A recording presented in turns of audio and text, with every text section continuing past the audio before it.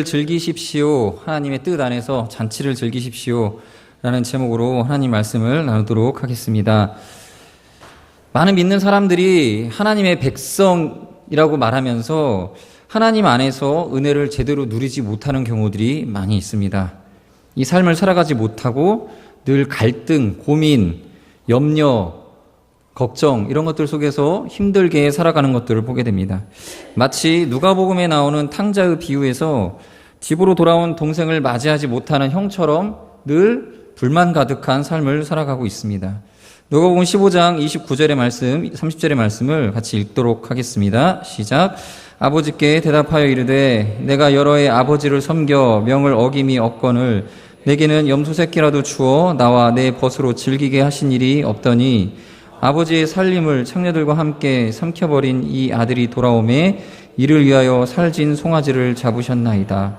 이런 불평을 우리도 비슷하게 하고 있는지 모르겠습니다. 이에 대한 아버지의 대답이 무엇이겠습니까? 31절에 나옵니다. 시작. 아버지가 이르되 예 너는 항상 나와 함께 있으니 내 것이 다 네 것이로되. 이게 무슨 얘기입니까? 이 형은 있습니다. 이미 그것이 있는데도 누릴 것이 있음에도 그것을 누리지 못했다라는 것입니다.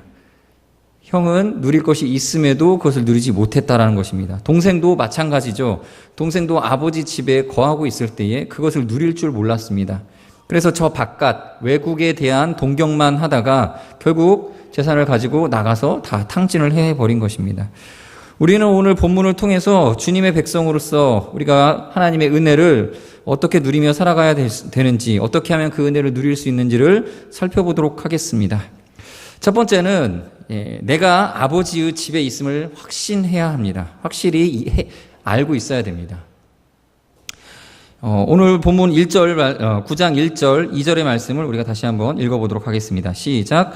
아달월 곧 12째 달 13일은 왕의 어명을 시행하게 된 날이라. 유다인의 대적들이 그들을 제거하기를 바랐더니 유다인이 도리어 자기들을 미워하는 자들을 제거하게 된 그날에 유다인들이 아하수에로의 왕 각 지방 각 읍에 모여 자기들을 해하고자 한 자를 죽이려 하니 모든 민족이 그들을 두려워하고 능히 막을 자가 없고. 보면 막을 자가 없다라고 말합니다.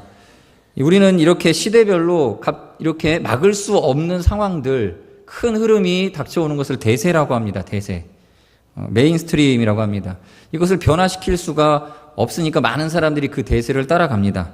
그런데 오늘 본문은 그 대세가 바뀌어진 모습을 보여주고 있습니다. 우리 3절, 4절 마저 이어서 읽어보겠습니다. 시작. 각 지방 모든 지방관과 대신들과 총독들과 왕의 사물을 보는 자들이 모르드게를 두려워함으로 다 유다인을 도우니 모르드게가 왕궁에서 존귀하여 점점 창대함에 이 사람 모르드게의 명성이 각 지방에 퍼지더라. 아멘.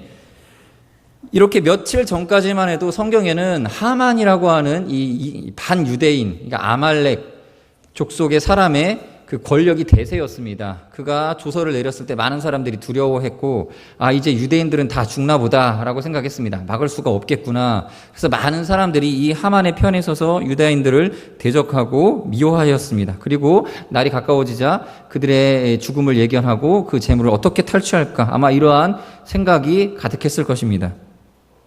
그런데 에스더와 모르드게는 기도로 이 흐름을 바꾸어 놓았습니다. 하만이 대세였던 그 시대를 바꾸어서 모르드게가 이제 막을 수 없는 권력의 중심에 서게 되었고 많은 유다인들을 도울 수밖에 없는 이 흐름을 맞이하게 된 것입니다. 여러분, 이런 일들이 어떻게 가능하겠습니까?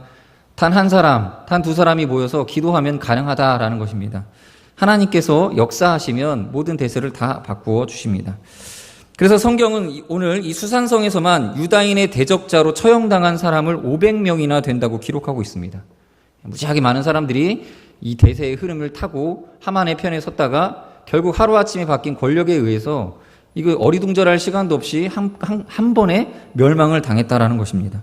이 장면을 보면 마치 역전승을 한 것 같이 보여집니다. 그러나 하나님은 한 번도 지고 계셨던 적이 없습니다.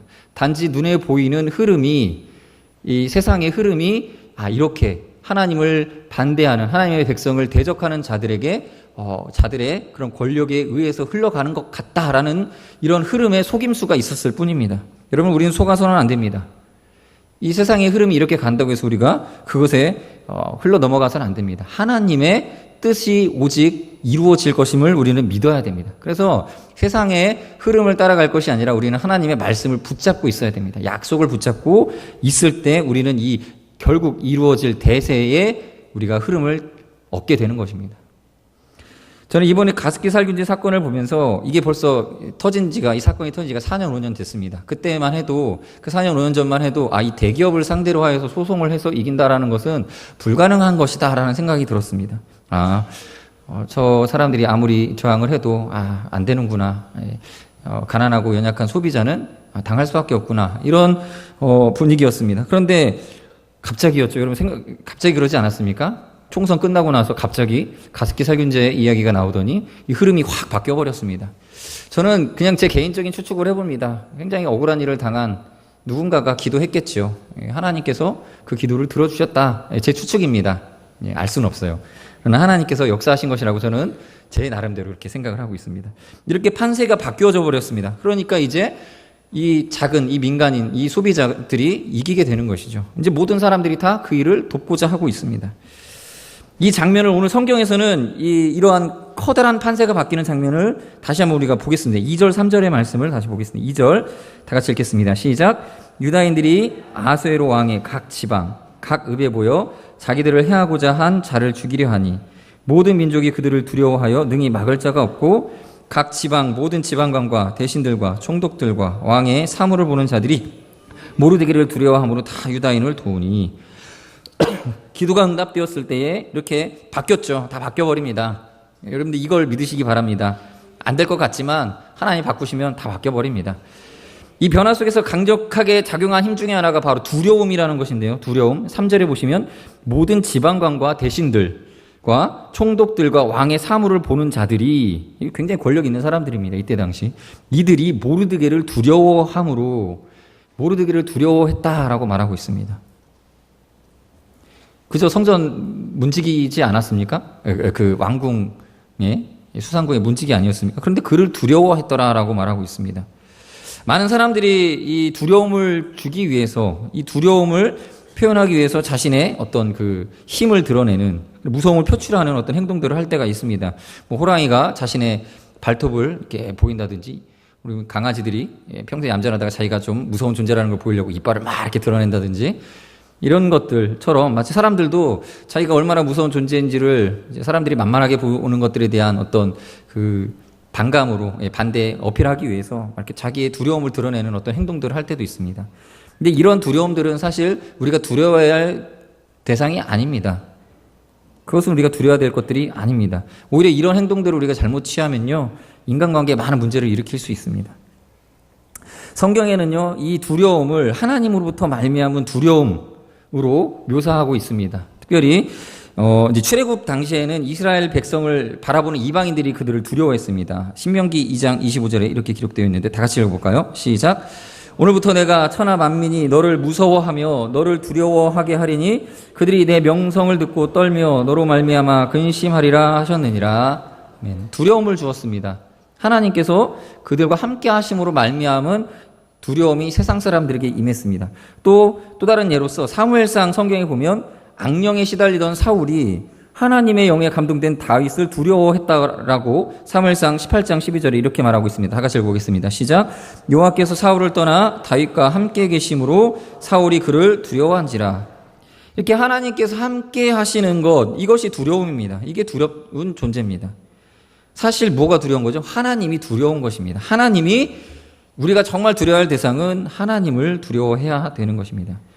세상에는 두려워해야 될 대상이 없습니다. 요즘 미국에서는 대통령 선거를 위한 그 각 당의 그 경선이 이제 이루어졌는데요. 그 트럼프라고 하는 사람이 등장을 해가지고 굉장히 막말이라고 하죠. 제가 뭐 어떤 정치적인 성향을 말씀드리려고 하는 것은 아닙니다. 그러나 이 사람이 굉장히 막 이렇게 센 말들을 합니다. 사람들이 좋아합니다. 좀 두려움 생각도 들 부분들이 많이 있습니다. 예. 그런데 뭐 국채를 상환하기 위해서 달러를 더 찍으면 되고, 무슬림을 다 내쫓으면 되고, 뭐 멕시코인들 뭐 내쫓고, 주한 미군의 비용을 우리나라가 많이 다 감당해야 된다 이렇게 말하고 할 때 좀 걱정스러울 때가 있습니다. 그러나 저는 별로 두렵지 않습니다. 왜 그러냐면요. 이 사람에게서 하나님의 임재를 느끼지를 못하겠어요. 예, 특별히 하나님이 함께 계신다라는 어떤 복음의 어떤 그런 은혜로움이 느껴지지가 않아요. 이 사람은 두려워할 대상이 아니다라는 생각이 듭니다. 여러분, 결국은 아무리 큰 권력을 가지고 있어도 이 세상을 통치하는 분은 하나님이십니다. 만일 우리가 하나님 앞에 범죄하면 하나님이 우리를 심판하십니다. 우리가 이 사람을 두려워할 게 아니죠. 정치적 권력을 가진 자를 두려워할 필요가 없습니다. 신교와 구교 사이에도 구교가 신교를 위협하던 시대가 있었습니다. 그게 바로 영국의 메리 여왕 시기였습니다. 피해 여왕 메리라고 말합니다. 이 여인은 구교의 신봉자였습니다. 그래서 신교도들을 굉장히 많이 핍박을 했습니다. 1555년에 이제 핍박을 시작을 했는데 그 한 해에만 무려 75명의 사람을 화형시켜 버렸습니다. 기독교인들을 길가의 돌처럼 하찮고 쓸모없는 존재라고 여겼습니다. 그래서 많이 죽었어요. 그런데 많은 사람들이 두려워했습니다. 기독교 지도자들을 잡아 죽였습니다.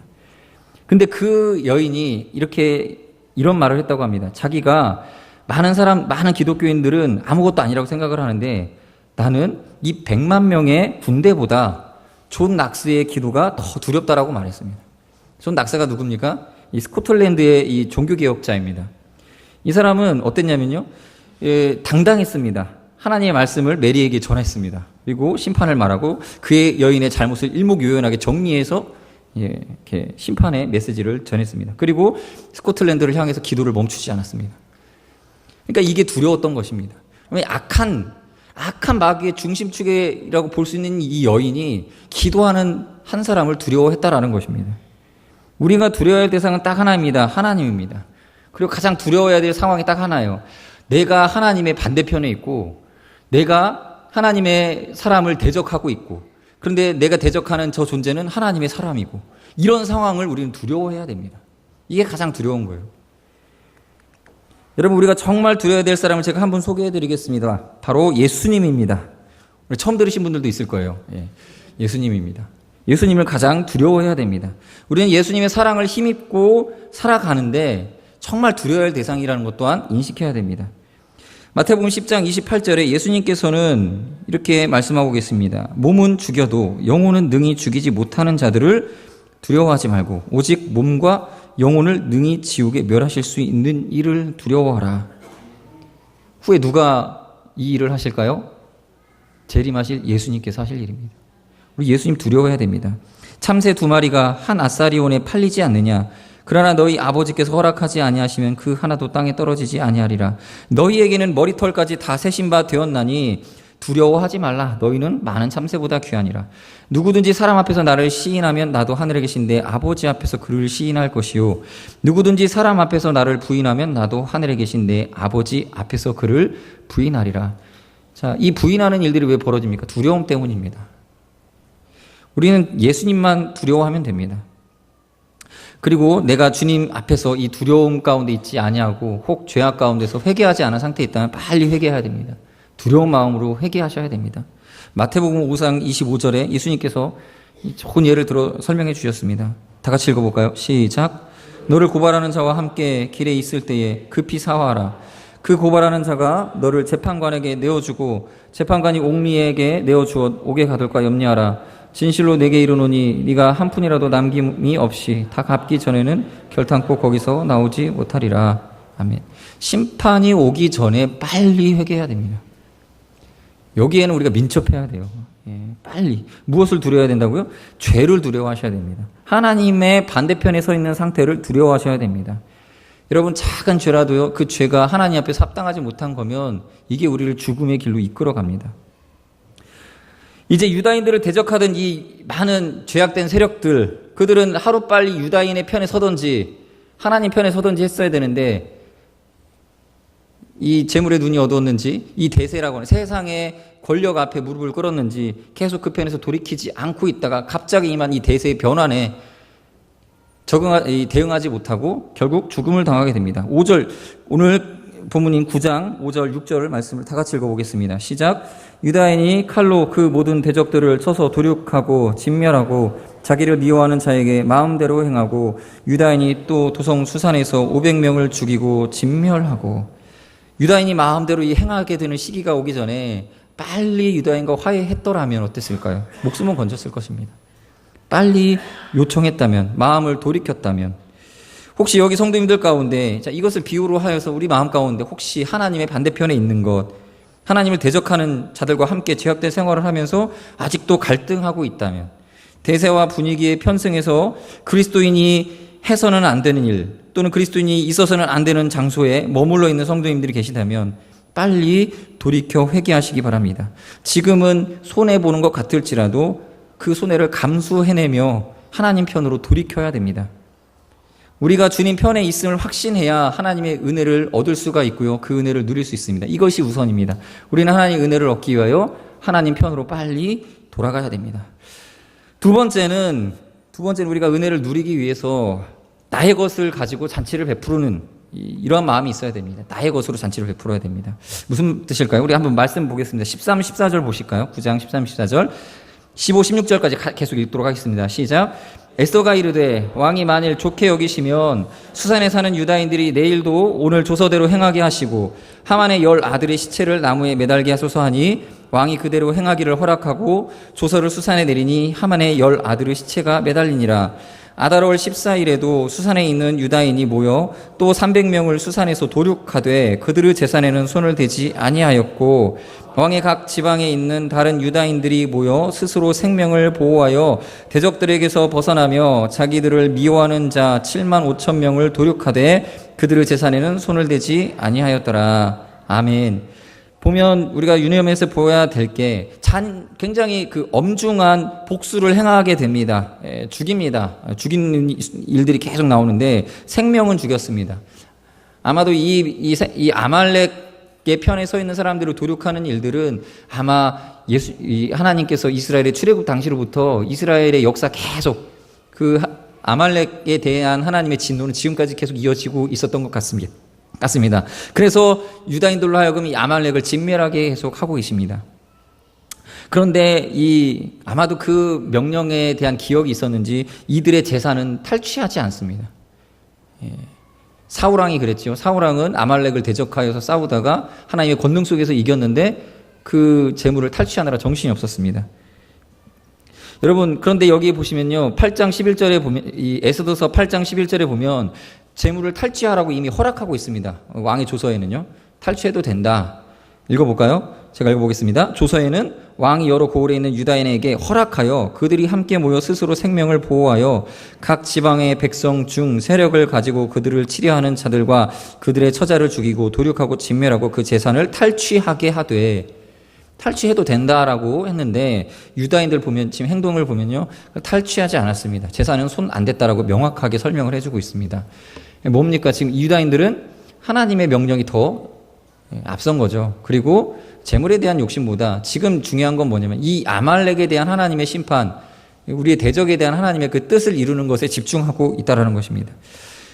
여러분, 우리는 기도를 응답받는 순간이 있습니다. 계속 누군가에게 괴롭힘을 당하고 패배를 하고 지고 그러다가 기도가 응답되어서 하나님께서 이기게 하시고 승리하게 하시고 권리를 회복하게 하시고 복수할 수 있는 기회를 허락하실 때가 있습니다. 그러나 우리는 그때 잊지 말고 생각해야 될 것이 있습니다. 내 기도를 응답하실 때 그 기도를 응답하신 하나님의 목적이 무엇인가? 이거를 생각하셔야 됩니다. 여러분, 우리가 간절히 기도하여서 어떤 경제적인 하나님의 은혜를 얻었습니다. 그러면 그때 생각해야 됩니다. 내 기도 응답된 것만 생각할 것이 아니라 왜 하나님께서 내게 이 기도를 응답하셨는가? 왜 이 재물 혹은 이 건강, 이 능력을 왜 내게 허락해 주셨는가? 기도를 왜 응답하셨는가? 하나님의 목적은 무엇인가? 이것을 가지고 하나님의 사명을 분별하고 그렇게 책임 있게 살아가야 됩니다. 이 사울왕은 하나님으로부터 받은 특별한 권능으로 아말렉과 싸워 이겼는데도 이겼습니다. 그런데 하나님께서 분명히 아말렉을 진멸하라고 했는데 그 말씀을 어기고 탈취물을 취하는데 급급했습니다. 사무엘이 찾아가서 이렇게 책망했습니다. 사무엘상 15장 18절 19절 말씀을 다 같이 읽어보겠습니다. 시작. 또 여호와께서 왕을 길로 보내시며 이르시기를 가서 죄인 아말렉 사람을 진멸하되 다 없어지기까지 치라 하셨거늘 어찌하여 왕이 여호와의 목소리를 청종하지 아니하고 탈취하기에만 급하여 여호와께서 악하게 여기시는 일을 행하였나이까? 사무엘이 이렇게 책망할 때 사울이 뭐라고 대답하죠? 기억하십니까? 내가 이걸로 제사 드리려고 좋은 거 취해서 하나님께 제사하려고 했다. 하나님 그걸 기뻐하셨을까요? 탈취물 가지고 제사 드리는 거 하나님 기뻐하지 않으십니다. 오늘 본문 9장 15절의 말씀 다시 읽어보도록 하겠습니다. 시작. 아달월 14일에도 수산에 있는 유다인이 모여 또 300명을 수산에서 도륙하되 그들의 제사에는 손을 대지 아니하였고, 제사는 손 안 댔습니다. 이 마귀의 어떤 복수심, 이거에 치우쳐서 마귀의 악한 그 생각에 빠져서 그렇게 자신의 감정대로 행동하지 않았고, 해야 될 일들만 정확히 했다라는 것을 우리는 눈여겨보아야 됩니다. 이 승리를 누리는 방법이 이제 그 탈취로서 승리를 누리는 것이 아니라 다른 방법을 여기서 보여주고 있는데요. 이스라엘 사람들의 탁월함이고 그들의 거룩함을 잘 보여주고 있는 구절이 17절, 18절, 19절입니다. 읽어보도록 하겠습니다. 시작. 아달월 13일에 그 일을 행하였고 14일에 쉬며 그날의 잔치를 베풀어 즐겼고, 수산에 사는 유다인들은 13일과 14일에 모였고 15일에 쉬며 이날에 잔치를 베풀어 즐긴지라. 그러므로 시골의 유다인 곧 성이 없는 고을고을에 사는 자들이 아달월 14일을 명절로 삼아 잔치를 베풀고 즐기며 서로 예물을 주더라. 아멘. 이 사람들이 어떻게 즐겼습니까? 탈취물 가지고 막 즐긴 게 아니라 자기들이 가지고 있는 소유 중에서 그것을 끄집어내어서 기쁘니까요, 즐거우니까요, 아까운 느낌이 들지 않는 겁니다. 감사한 겁니다. 그러니까 자신의 가지고 있는 것을 내어놓았습니다. 예물을 서로 주고받았습니다. 우리도 이번에 봄나들이 가는데, 그렇죠? 우리 성도님들이 주신, 자기가 내어놓은 걸로 우리 같이 또 그걸 가지고 우리 같이 잔치를 즐기지 않았습니까? 그게 이 모습입니다. 거룩함입니다. 우리 믿는 사람들은요, 하나님 앞에 감사할 때 탈취물 가지고 즐기는 것이 아니라 내가 이미 받은 것 가지고 즐기는 겁니다. 이스라엘 백성들은 누군가의 것을 빼앗아 잔치를 벌인 것이 아니라 이미 하나님께 받은 것을 가지고 즐겼습니다. 그 기쁨을 나눔으로써 표현했습니다. 이미 자기의 소유인 그것을 가지고 감사로서 같이 누렸다라는 것입니다. 이 잔치에 내놓을 음식물과 예물은 자기 것이었습니다. 자기 것. 이것을 좀 우리가 이해하기 쉬운 비유가 있는데 제가 성경을 읽다가 발견한 부분인데요. 이게 다윗을 책망하는 나단 선지자의 이야기에서 좀 이해할 수 있는 부분이 있어요. 이 다윗이 우리아의 아내를 범함으로, 그리고 우리아를 죽임으로 하나님께 책망을 받죠. 그 책망 받는 내용 우리가 한번 읽어보도록 하겠습니다. 사무엘하 12장 1절부터 5절까지인데 같이 읽어보도록 하겠습니다. 길지만 같이 읽겠습니다. 시작. 여호와께서 나단을 다윗에게 보내시니 그가 다윗에게 가서 그에게 이르되, 한 성읍에 두 사람이 있는데 한 사람은 부하고 한 사람은 가난하니 그 부한 사람은 양과 소가 심히 많으나 가난한 사람은 아무것도 없고 자기가 사서 기르는 작은 암양 새끼 한 마리뿐이라. 그 암양 새끼는 그와 그의 자식과 함께 자라며 그가 먹는 것을 먹으며 그의 잔으로 마시며 그의 품에 누움으로 그에게는 딸처럼 되었거늘, 어떤 행인이 그 부자에게 오매 부자가 자기에게, 없나요? 제가 읽어드리겠습니다. 그 부자가 자기에게 오매 부자가 자기에게 온 행인을 위하여 자기의 양과 소를 아껴 잡지 아니하고 가난한 사람의 양 새끼를 빼앗아다가 자기에게 온 사람을 위하여 잡았나이다 하니, 다윗이 그 사람으로 말미암아 노하여 나단에게 이르되, 여호와의 살아계심을 두고 맹세하노니 이 일을 행한 그 사람은 마땅히 죽을 자라.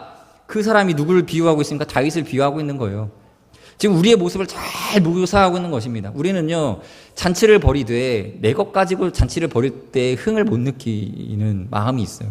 그래서 어디선가 얻은, 공짜로 받은 그것을 가지고 잔치를 벌여야 된다라는 어떤 마음이 있습니다. 누가 나에게 주면, 어떤 선물을 주면, 뭐가 이렇게 있으면. 그런데 다윗이 자기가 많이 있음에도 불구하고 자기 것은 아끼고 저 가난한 사람에게 있는 그 암양새끼 하나를 빼앗아다가 잔치를 벌인 이 사람 이야기를 들을 때 다윗이 화를 냅니다. 근데 중요한 건 우리의 멘탈, 우리의 마음에도 이 마음이 동일하게 있다라는 거예요. 우리의 마음에도요, 하나님께 뭔가를 드리고 하나님께 감사하고 잔치를 벌이려고 할 때, 기쁨을 누리려 할 때 내게 이미 있는 것을 내어놓는 것보다는 뭔가 이렇게 유익으로 얻은 것이 있을 때에 드리려고 하는 마음이 있는 것이죠. 어리석은 마음일 수도 있습니다. 이 부한 사람의 마음과 같을 수도 있습니다. 여러분, 우리 헌금 어떻게 하십니까? 내가 가지고 있는 것 가지고 드리는 겁니다. 내게 있는 것 중에, 이미 있는 것에서 마이너스죠, 어떻게 보면. 근데 이미 하나님께서 내게 주셨다라는 것입니다. 이미 베푸신 것을 가지고 드리는 것입니다. 성경에 보면 이러한 비유들이 많이 등장을 하는데요. 예수님께서 베푸신 비유 중에 있습니다. 잃어버린 한 마리 양을 찾았습니다. 99마리를 놔두고 한 마리 양을 찾았는데 그 한 마리 양으로 말미암아 어떻게 하죠? 찾았다, 기쁘다. 그래서 잔치를 벌입니다. 사람들 모아가지고. 여러분, 양 한 마리 값보다 더 많이 비용이 들지 않았겠습니까? 그런데 지금 이 양을 찾은 주인은 무엇에 집중합니까? 기쁨에 집중하는 거예요. 즐겁다. 내가 이 잃어버린 것을 찾았기 때문에 기쁘다. 그래서 자기에게 이 재산 하나를 얻은 것 때문에 또 다른 재산을 풀어서 잔치를 벌인 거예요. 여러분, 탕자의 비유도 마찬가지 아닙니까? 자기 아들이 자기 재산을 반절 떼어가지고 가져갔습니다. 아들이 다 탕진했어요. 돌아왔습니다. 그 아들 보고 그 아들 때문에 물론 기뻤겠지만 소 한 마리를 잡습니다. 누구 걸 잡아요? 자기 거 가지고 있는 그 소 한 마리를, 그 귀한 걸 얼마나 비쌉니까? 그걸 내놓고 그걸로 잔치를 벌입니다. 여러분, 잔치는 그렇게 벌이는 거예요. 드라크마 동전 하나 잃어버린 여인이 그 드라크마 하나를 찾았다고 기뻐갖고 또 잔치를 벌이지 않습니까? 손해죠. 마이너스입니다. 그런데 무엇에 집중하는 거죠? 기쁨, 이 기쁨, 이 주인의 기쁨, 아버지의 기쁨을 집중하고 있는 것입니다. 이 탕자의 비유에서 형은 자신이 가진 소유에서 소 한 마리 잡아서 잔치를 벌이면 됩니다. 그런데도 불구하고 뭐라고 불평을 합니까? 예? 아버지가 나한테 소 한 마리, 염소 새끼 한 마리 주어서 잔치 벌이게 한 적도 없지 않습니까? 그러니까 아버지가 대답하죠. 야, 내 것이 다 네 것인데 왜? 그러니까 이 아들은 마음속에 뭐가 있는 거예요? 잔치를 벌일 때 누가 줘야 돼요, 자기에게. 너 이거 잔치해라 하고 자기가 가진 것이 아닌 다른 것을 누군가가 줘야 그걸로 잔치하겠다라는 생각이었던 것이죠. 어리석은 생각입니다. 그러면 기쁨은 어떻게 누리는 것이냐면요, 내 것 가지고 나눠서 누리는 거예요. 나는 이제 제가 새가족부를 하다 보니까요, 이제 믿음이 생기기 시작한 분들이 이해 못하는 게 있어요. 우리 기존 성도들이 헌금을 해가지고 헌금을 하는 걸 이해를 못하는 분들이 굉장히 많습니다. 아니, 자기 돈 내 가지고 뭔 유익이 있다고 이렇게 쓰지 하면서 11조 내시는 분들 이해를 못해요. 근데 그걸 통해서 우리가 잔치를 벌이고 같이 기뻐하는 것 아닙니까? 내 것 가지고 드리는 기쁨을 몰라요. 우리가 그런 믿음이 되어서는 안 되겠습니다. 삭개오라고 하는 그 사람이 변화됐습니다. 그 변화가 된 모습을 이렇게 표현하고 있습니다. 누가복음 19장 8절에는 이렇게 기록하고 있습니다. 다 같이 읽어보겠습니다. 시작. 삭개오가 서서 주께 여짜오되 주여 보시옵소서, 내 소유의 절반을 가난한 자들에게 주겠사오며 만일 누구의 것을 빼앗은 일이 있으면 네 갑절이나 갚겠나이다. 예루살렘 교회에서도 성령 충만한 이 교회 성도들이 변화를 받아서 어떻게 하고 있습니까? 사도행전 2장 42절 시작. 그들이 사도의 가르침을 받아 서로 교제하고 떡을 떼며 오로지 기도하기를 힘쓰니라. 예, 자기 것들을 내어놓고 나누고 교제했다라는 것입니다. 이것이 변화입니다. 이것이 우리 성도의 거룩함입니다. 여러분, 우리는 하나님 앞에 드릴 때 내 것 가지고 드리면서 그것으로 즐거워해야 됩니다. 하나님이 이미 우리에게 은혜를 주셨습니다. 내 거라고 생각하고 있기 때문에 손해라고 느끼는 것이죠. 그런데 하나님이 이미 주신 것이 내 소유가 되었습니다. 그럼 내 것 내어놓을 때 하나님이 베푸신 것을 가지고 누리는 것입니다. 이 마음이 있으시기 바라겠습니다. 이 마음이 우리가 하나님의 집에서 하나님의 은혜를 누리는 방법입니다. 그러한 은혜를 우리 보수 성도님들이 누리시는 은혜가 있기를 바라겠습니다. 하나님께서 계속 공급해 주실 것입니다. 계속 더 넘치도록 부어 주실 것입니다. 이 은혜 누리는 삶을 사시는 성도님들 되시기를 바라겠습니다. 결론입니다. 우리가 하나님의 은혜를 누리는 삶을 살기 위해서는 내가 먼저 아버지 집에 있음을 확신해야 됩니다. 아버지 편에 있어야 됩니다. 하나님 편에서 하나님의 은혜를 받아야 됩니다. 그리고 그 받은 내 것으로 나눠야 됩니다. 그렇게 하나님의 은혜를 우리는 누려야 되는 것입니다. 그렇게 누리시는 성도님들 되시길 바라겠습니다. 기도하실 때 두 가지 정도 기도 제목 가지고 기도하시겠습니다.